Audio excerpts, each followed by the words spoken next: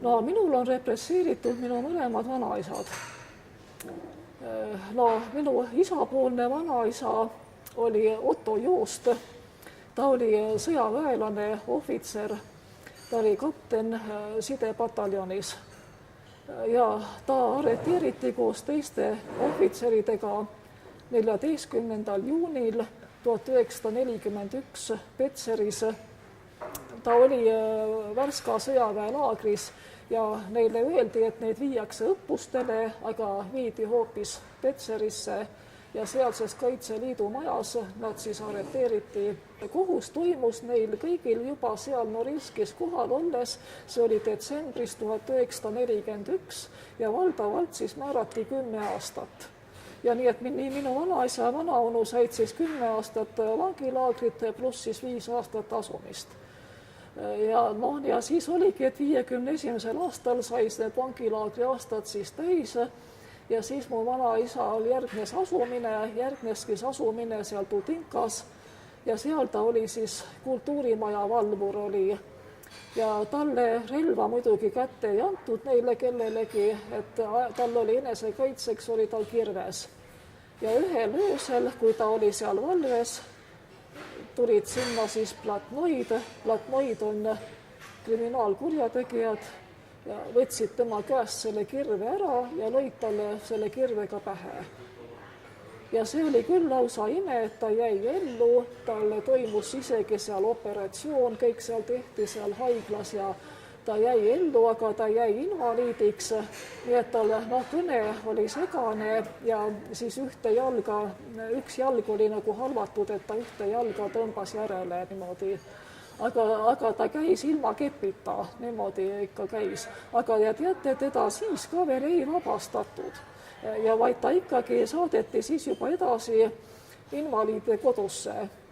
Ja siis, kui jõudis siis kätte 56. aasta, siis ta ei saa ikka see asumise tähtaeg sai täis ja siis lõpuks siis anti talle siis luba kodumaale tagasi pöörduda ja nii, et minu vanaisa pöördus siis koju tagasi ja ta elas siin Tallinnas oma perekonna juures. Elasime kõik koos ja vanaisa oli ju meie hoidja. Mul on ju 2 aastat vanem õde ja vanaisa ju tema hoidis meid ja meie lapsed oskasime tema keelt väga hästi. Meie saime kõik aru, mis ta rääkis, sest et ta tõesti kõneles natuke segaselt ja niimoodi võõrastele me tõlkisime.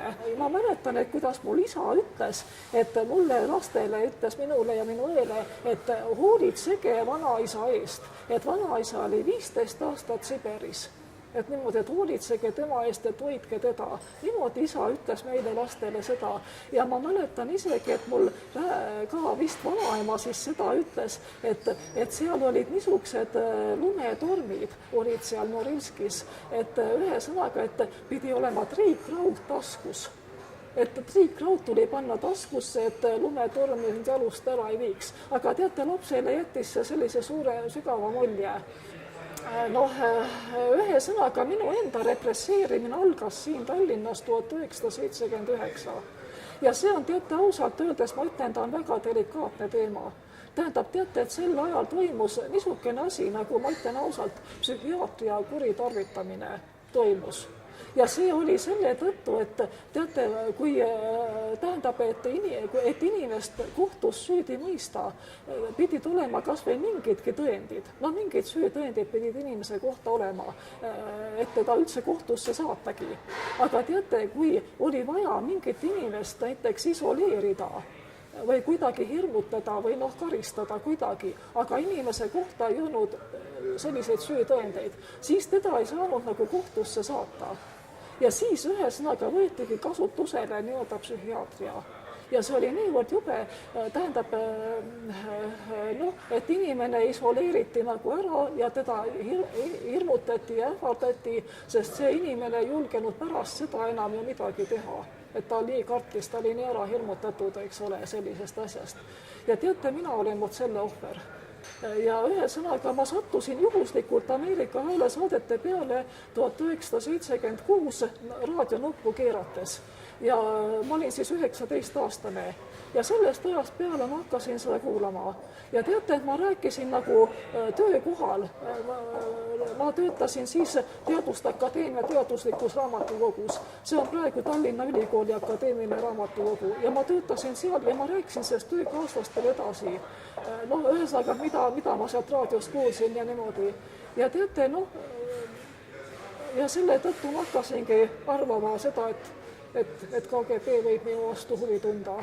Et öeldi niimoodi, et teid pandi järjekorda, vot niimoodi. Teid pandi selle haigla järjekorda, niisugune Tallinna psühhoneuroloogia haigla. Et teid pandi sinna järjekorda. Ma mõtlesin, mida ma teen. Põgeneda ei ole ju kuhugi, välismaale põgeneda, aga see on väga keeruline, võib-olla ei õnnestugi, eks ole. Ja Nõukogude Liidu territooriumil leitakse sind igalt poolt üles. Ma ei läinud kuskile, ma olin oma kodukohas edasi ja siis oligi, järjekord jõudiski minu kätte. Ja muidugi tehti insuliin hüpoglükeemia ravi, niimoodi nimetatigi insuliinhüpoglükeemia ja ta oli niivõrd jube, et ühe sõnaga, et inimesed surid. Inimesed surid, ei kannatanud seda välja, tegid enesetapu, aga mina jäin ellu, ma jäin selle tõttu ellu, et ma olin sportlane. Ma olen ka praegu sportlane, ma tegelen ja ma olen pikka kasvu ja ma olen tugev ja ma kaalusin rohkem, vot selle tõttu. Ja selle tõttu minule ta nagu nii rängalt ei mõjunud. Nii rängalt see, et mulle organism pidas sellele vastu, sellele asjale. Et ma jäin nagu ellu ja ma olen nagu niimoodi enam-vähem terve nagu normaalne, aga ma kaotasin sellega oma töövõime.